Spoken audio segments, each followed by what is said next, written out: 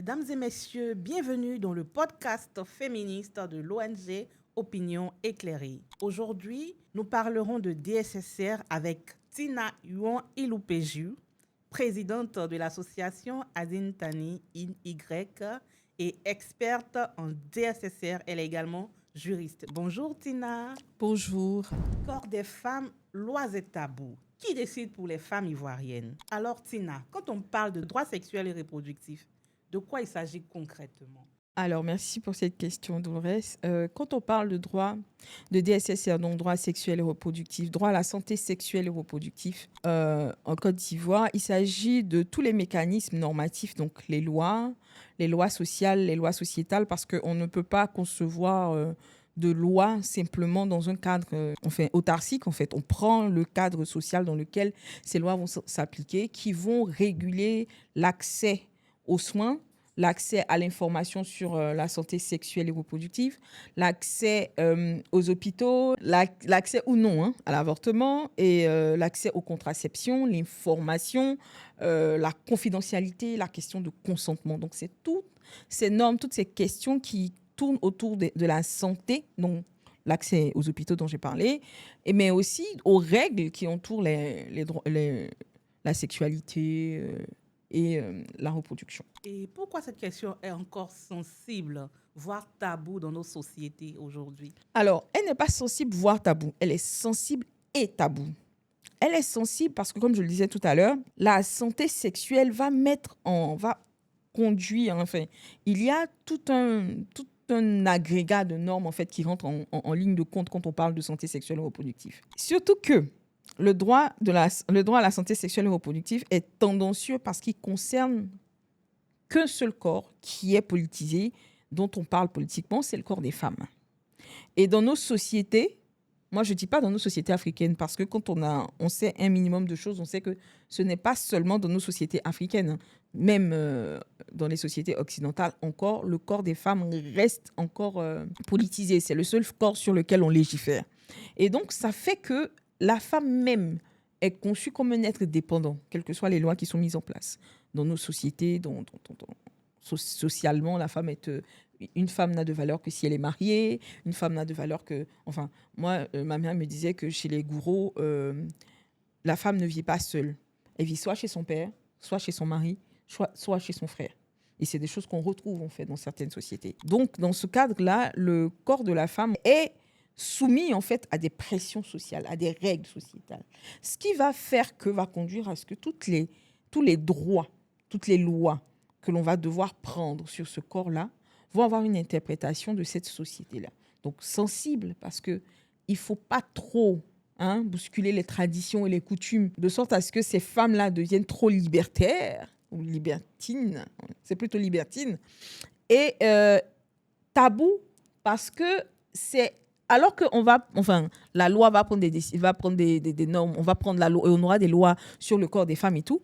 En même temps, on va contraindre la femme à se taire sur ses problèmes, à se taire sur sa santé, à se taire sur la psychologie liée à sa santé sexuelle. On ne parle pas de ça. On ne parle pas de règles. C'est tabou. On ne parle pas de ça en public.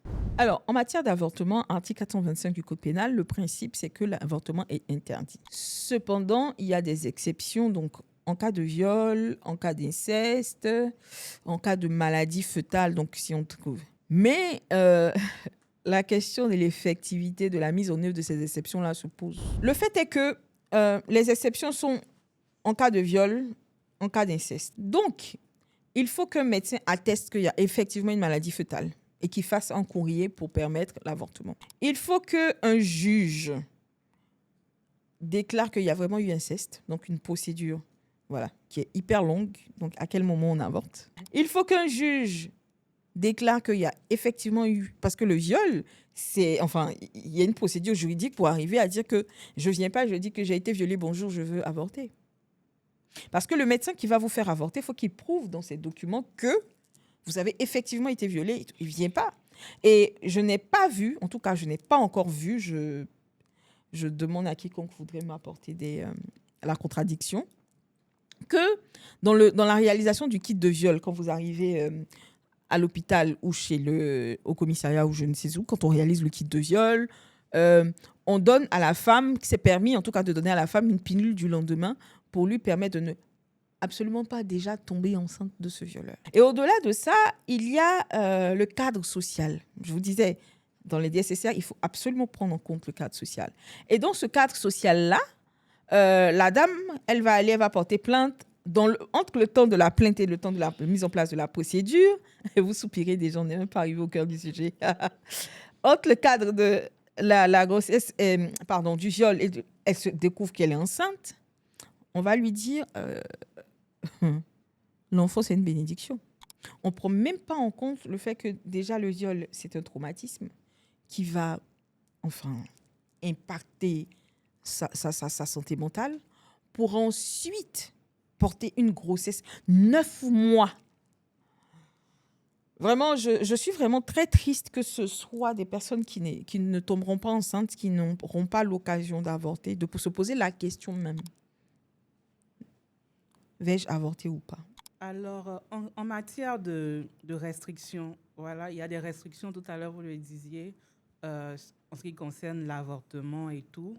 Et quelles sont les conséquences de ces restrictions-là et même du manque d'informations sur la santé des femmes et des filles? Les restrictions normatives, le manque d'informations. Alors, tout à l'heure, je parlais par exemple de pilules du lendemain. Le manque d'information même et le manque d'accompagnement fait que la jeune fille peut être consciente en fait que après un viol, elle peut aller à la pharmacie et d'elle-même et pour se prémunir, pour ne même pas qu'on pose la question de l'avortement. Alors, je me souviens que je vais répondre à cette question avec une anecdote. Quelqu'un m'a posé la question une fois, si ta fille vient te voir et qu'elle te dit qu'elle veut avorter, qu'est-ce que tu fais? Je lui ai dit, ma fille viendra jamais me voir et me dire, pour m'informer qu'elle veut avorter.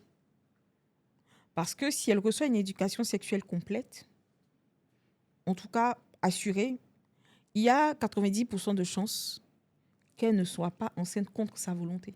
À moins que quelqu'un ait abusé d'elle. Et là encore, c'est un autre problème. Elle ne vient pas me voir pour me dire qu'elle va... et puis, il n'y a pas de question. Elle veut avorter. Mais, la personne me posait la question pour me dire que j'en parle de façon théorique et que dans la pratique, je change. Je dis, mais dans la pratique, ma fille ne vient pas me voir. Ma fille a une éducation sexuelle complète. Elle sait qu'il y a la pilule du lendemain. Elle sait qu'il y a la contraception, qu'elle a le droit de prendre la contraception. Elle sait qu'on se protège quand on a des rapports sexuels et que quand on n'arrive pas, parce que les protections ne sont pas fiables à 100%, mais que quand on a un doute, on prend une pilule du lendemain. On m'a opposé une fois que les filles utilisent les pilules du lendemain comme des bonbons. Ça m'a fait rigoler. Parce que c'est bien d'accuser en fin de ligne. Elles utilisent des pilules du lendemain comme des bonbons parce qu'au préalable, on ne les a pas éduquées sur l'utilisation. Donc, le manque d'information conduit à des dérives. Et ça, c'est clair. Mais qui est responsable? C'est celui qui est censé donner l'information qui ne la donne pas. Donc, la société, les adultes, le politique. Et ça, ce manque d'effectivité de l'avortement, je pense qu'on réduirait même le nombre d'avortements si on avait une éducation sexuelle complète.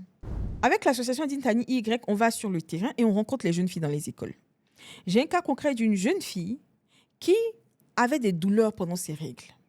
Et on lui a dit, quand tu as des douleurs pendant des règles, tu prends des médicaments traditionnels. Sauf que les médicaments traditionnels ont un effet, c'est de favoriser la fertilité. Elle s'est retrouvée avec sa fertilité favorisée, sa fertilité boostée. Elle ne le savait pas. Elle a eu des rapports non protégés parce qu'on ne mange pas la banane avec sa peau, hein? Bien sûr. Elle est tombée enceinte et c'était une fille pleine d'avenir. Enfin, c'est toujours une fille pleine d'avenir. Et là, devinez qui était la fautive? La jeune fille qui est tombée enceinte. Le garçon, il continue ses études. Hein. On lui a laissé le bébé parce que faut bien qu'elle lui donne le sein. Elle a le bébé, elle a la charge du bébé. Il ne participe pas aux frais du bébé. En même temps, elle va à l'école, donc elle est obligée de travailler et d'aller à l'école en même temps. À qui la faute? J'ai l'habitude de dire que moi, quand je vois une jeune fille enceinte précocement et involontairement, la responsabilité, c'est nous. c'est parce que nous n'avons pas assuré notre rôle de transmission et d'éducation. Les mariages forcés, c'est autre chose. On en revient au fait que le corps de la femme ne lui appartient pas. Enfin, même pas le corps, la vie de la femme ne lui appartient pas. Et parce qu'on a besoin d'un cabri ou d'une chèvre ou de je ne sais quoi, on va contraindre une jeune fille à épouser un homme. Alors, les mariages forcés de rêve où une jeune fille va rencontrer un homme très riche et ses parents vont l'obliger, c'est 1% des trucs. Les mariages forcés où c'est des conventions entre les parents pour ne pas que la société, l'entreprise familiale aille, ou bien pour sceller des contrats, c'est 1%. Les vrais mariages forcés, ça se passe dans les villages, dans des familles pauvres, où le père a pris à une dette qu'il ne peut plus honorer, et le vieux pervers là qui a des regards sur la jeune fille, c'est des transactions. Ce qui veut dire que le corps de la vie de la jeune fille, son corps est un bien consomptible qu'on vend et qu'on achète. Et je ne comprends pas pourquoi on n'en parle pas plus. Pourquoi il n'y a pas de politique sévère beaucoup plus drastique. Parce que on est dans la traite. Je vais très loin. On est dans la traite humaine. Bien que ce soit ses parents, l'enfant n'appartient pas à ses parents comme un bien. Pas du tout. Les parents sont des intendants qui s'occupent d'un enfant. Parce que l'État, quand l'enfant est maltraité, l'État peut retirer l'enfant. Si l'enfant appartenait aux parents, on ne pourrait pas le retirer. Mais l'enfant, c'est un être humain. C'est pas... Et le pire, c'est que l'enfant, c'est toujours la jeune fille.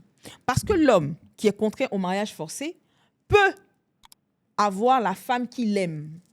Si sa femme le trompe, il va la ramener chez ses parents et demander à ce qu'on lui rembourse. Mais quand lui va la tromper, on va te dire qu'on ne trouve pas... Enfin, c'est aberrant. Et on va enlever des filles des écoles. C'est ça le problème.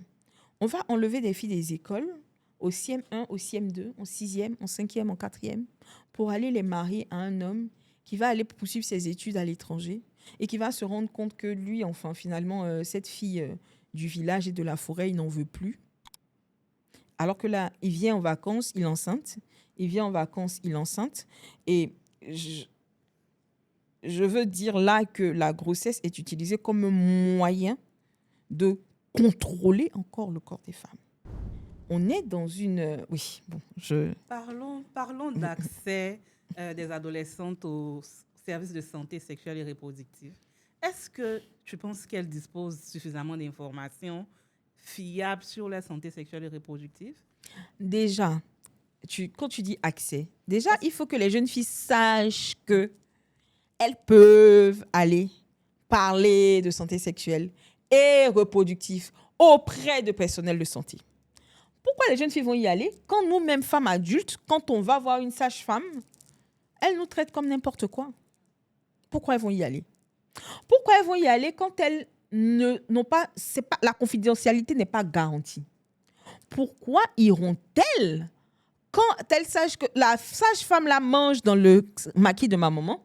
Donc, ce que je vais aller lui expliquer le matin, à midi, ma maman va savoir. Et si ma maman ne sait pas, même tout le quartier saura. Pourquoi iront-elles? Pourquoi iront-elles si elles ne savent pas qu'elles peuvent et qu'elles doivent y aller? Pourquoi iront-elles si elles n'ont pas cette confidentialité-là garantie, si on ne va pas respecter leur consentement, si elles vont se faire maltraiter là-bas? Parce que nous, les femmes adultes, moi, je me souviens que ma première visite chez le gynécologue, c'était une femme. Quand je suis sortie de là, j'ai dit que je ne vais plus chez le gynécologue. Ou, je crois que j'ai dit que si le gynécologue est une femme, je n'y vais plus. Donc, pourquoi iront-elles? Il y a le problème de l'accès, mais de l'accès physique. Si le seul PNC-SUSAGE ou le SN-SUSAGE se trouve à Bois-Fléville et que moi, je vis dans un village de... À quel moment je vais arriver là-bas? Le temps de payer le transport, le médicament que la femme qui est sur le chemin l'avant, là, ça coûte 500. Le transport pour arriver en ville, là, c'est 1500. Je vais payer le médicament là. Et puis, je vais me contenter des rumeurs, des fables qui sont racontées aussi pour contrôler le corps des femmes. Et vous parliez aussi du contrôle du corps de la femme. Voilà. Et on sait que les religions, les traditions et tout, comment les normes religieuses et culturelles influencent-elles les décisions relatives au corps des femmes? Comment? Je pense que la question, c'est à quel point. C'est plutôt à quel point.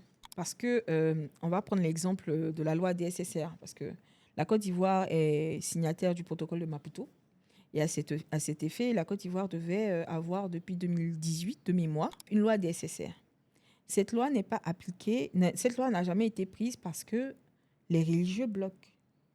Partons du principe qu'une loi DSSR, c'est une loi qui va limiter la reproduction, alors que vous savez, le Seigneur a dit « Allez, reproduisez-vous ». Alors, j'aimerais clarifier ici pour mes frères et sœurs chrétiens que quand le Seigneur dit d'aller se reproduire, ce n'est pas seulement aller monter l'un sur l'autre et faire des enfants. On se reproduit en créant des sociétés, en laissant un héritage, qui n'est pas seulement un héritage des enfants que vous n'arrivez pas à nourrir. Voilà. Ceci étant dit, d'autant plus que la religion est aussi un outil de contrôle du corps des femmes. Il faut qu'elle tombe enceinte. Une femme, quand elle se marie, on dit que quand vous tombez enceinte dans l'année du mariage, c'est que le mariage est béni. Alléluia! Le mariage a réussi. Bon, pour nous qui sommes mariés depuis 25 ans, qui ne sommes pas encore tombés enceintes là, dans nos mariages, on dit quoi? Donc, ça n'arrange pas les religieux. Parce qu'une loi DSSR, c'est une loi qui va faciliter l'accès à la contraception, une loi qui va encore plus amplifier le planning familial, une loi qui va permettre aux femmes de pouvoir avorter. Et comme moi-même, je dis permettre aux femmes, en fait. Je ne devrais pas dire permettre, mais bon, c'est permettre. On va faire comment? De pouvoir avorter, les religieux n'en veulent pas. Pourquoi vous allez voter une loi qui va permettre aux femmes de se soustraire du contrôle? Parce qu'on va dire, oui, Dieu ne me permet pas, mais la loi me permet. Et, enfin, pour celles qui sont un peu plus intelligentes, qui sont un peu intelligentes et qui lisent leur Bible, Dieu dit de respecter les lois du pays. Donc, si la loi dit d'avorter, c'est que je peux avorter. Petit tips pour vous, les femmes. Alors, comment concilier les valeurs culturelles, on peut même parler de ces normes religieuses-là, et la reconnaissance du droit des femmes? Comment concilier tout ça? Non, tu ne peux pas me poser cette question-là. Est-ce qu'on peut concilier? Non, on ne concilie pas. Pourquoi on va... Mais comment on peut emmener à concilier? On peut emmener ces trois aspects-là à coexister dans notre société? Bon, on va dire que déjà, ça coexiste. Oui, parce qu'il faut reconnaître que... Non, ce que je veux dire, c'est qu'aujourd'hui, on a quand même la loi de 2019 qui a essayé, en fait, de créer un cadre pour les droits sexuels et reproductifs, mais même si on ne définit pas les droits sexuels et reproductifs, mais on a un cadre d'accès à l'information et tout ça, même si ce n'est pas encore effectif. Donc, la loi coexiste avec les normes culturelles. Pourquoi je dis qu'on ne doit pas coexister? Parce que ce qui domine, ce sont les normes sociales. C'est comment arriver à faire dominer la loi par la déconstruction. J'ai envie de dire abattre les normes. Mais le problème, c'est que ceux qui prennent les lois et ceux qui sont les agents de ces traditions-là sont des amis. Par ces normes-là. Ils sont amis. Il ne s'est pas influencé. Ils sont amis même. Peut-être que c'est le même. Quand le député, il est chef du village chez lui. Quand il finit là, il va aller dans son village pour faire appliquer les normes de la tradition qui disent qu'il faut exciser les jeunes filles. Mais pourtant, le matin, il était là à une discussion parlementaire financée par une organisation internationale. Et puis, il a dit que oui, en Côte d'Ivoire, nous arrêtons. Mais il va faire la fête des femmes pour qu'on excise là. Il est dedans. C'est ça le problème. Aujourd'hui, on est d'abord... On relève d'abord de sa tradition avant d'être ivoirien, avant de faire passer l'état de droit. Le problème, c'est qu'on n'apprend pas à l'école, que ce soit aux filles et aux garçons, ce que c'est que l'état de droit. L'état de droit prime sur les traditions. Et ça, c'est la constitutionnaliste qui parle. L'état de droit prime sur les traditions. Il faut arriver à éduquer, et là, c'est l'ensemble de la société, à leur faire comprendre que quand le droit dit que, ça met fin à la tradition qui disait le contraire. Mais bon, on est dans un pays, il faut avoir l'assentiment des chefs religieux pour se faire élire, donc ça va être compliqué. Le travail qu'abat les féministes ivoiriennes aujourd'hui font qu'on se retrouve à avoir des cercles comme ce podcast ou comme d'autres cercles de parole, Minou Libre, tout ça, pour pouvoir parler et reprendre possession de notre corps. Et c'est ça qui est vraiment intéressant. Et parce que quand on se retrouve dans ces cercles, on parle à la fois de droit, mais on parle aussi de transmission, de la société qu'on va transmettre à nos filles, à nos fils. Cette société-là qui ne va contrôler ni le corps des femmes, ni le corps des hommes. Parce qu'en tant que féministe, on veut que chacun puisse décider pour lui. Pour l'instant, les personnes qui ne peuvent pas décider pour elles, ce sont les femmes et les enfants. Mais si ça avait été des hommes, je pense qu'en tant que féministe, on se battrait pour eux, contrairement à ce qu'ils font. Alors, Tina, on arrive presque à la fin de notre entretien. Quelles sont, selon toi, les priorités pour garantir pleinement les droits sexuels et reproductifs des femmes et des filles? Les priorités en ce moment. Alors, priorité 1, éducation sexuelle effective à l'école. Il faut éduquer la prochaine génération, en tout cas les générations à venir, à ne pas, à savoir en fait. Parce que en ce moment, avec les réseaux sociaux, on a beaucoup plus de masculinistes que de garçons déconstruits, alors qu'on a beaucoup plus de filles qui sont féministes, qui consomment du contenu de déconstruction. Donc, il faut éducation sexuelle à l'école. Ensuite, il faut il faut faire évoluer nos normes. Par exemple, vous voyez sur l'effectivité l'effectivité des exceptions en matière d'avortement, il faut qu'on ait un mécanisme clair. C'est-à-dire que comment est-ce qu'on peut garantir l'avortement dans ces exceptions-là, jusqu'à arriver à ce que l'avortement soit légalisé. Ensuite, on pourrait aussi former aussi les policiers vers qui les filles vont aller parler. Former de plus en plus le corps médical au consentement, à la confidentialité, à l'information. Parce que pèse sur le corps médical l'obligation d'informer. On vient pas, nous, on n'a pas à venir aller faire nos recherches sur Internet pour venir dire que je crois que j'ai telle maladie. Non, l'obligation d'information en matière nécessaire pèse sur le corps médical et on devrait, en tout cas, l'éducation de tous, en fait. C'est ça la priorité. Enfin, votre message de fin aux jeunes filles et aux femmes qui nous écoutent. Mon message de fin, c'est: vous êtes des personnes à part entière. Quel que soit ce qu'ils disent autour de vous, vous constituez des personnes à part entière, capables de prendre des décisions et de choisir pour elles-mêmes. Ne l'oubliez jamais.